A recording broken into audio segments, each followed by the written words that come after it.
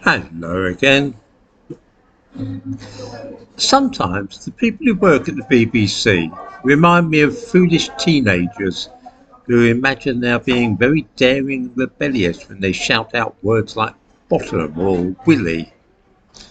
There is something endearing about seeing such behaviour in 13-year-olds, but when grown men behave in the same way it is simply a little irritating and embarrassing. This is pretty much how I felt on hearing about the fact that in the science fiction television series Doctor Who, a man of Indian ancestry had been cast to play the part of Isaac Newton. There was much gleeful prediction that this would infuriate older white people who were not as with it as Russell T Davies, the fellow behind the latest episode. There was also, it seemed, a hint that the current incarnation of the Doctor, David Tennant, might actually be a homosexual, or at the very least bisexual. Golly, how edgy is that? The claim is being made that having Isaac Newton played by an Indian guy is a wonderful example of so-called colour-blind casting, but I don't believe it for a moment.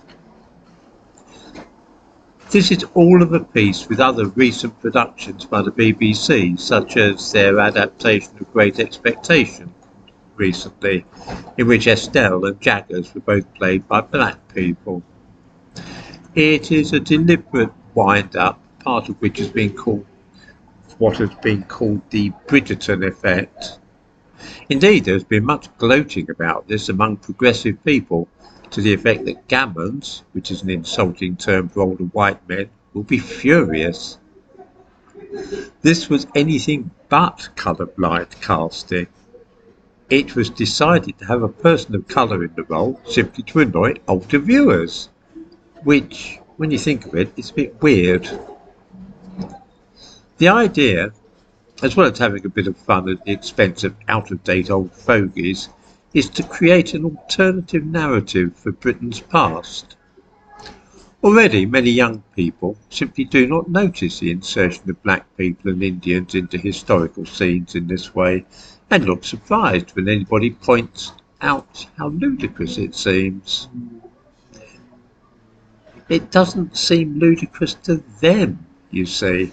They've grown up in a multiracial society and so naturally assume that the country's past was also multiracial. Whether this is just a silly game being played by left-wingers and liberals, which has occurred to them just for the sheer mischief of the thing, or if it is part of a more sinister plan, I wouldn't like to venture a guess.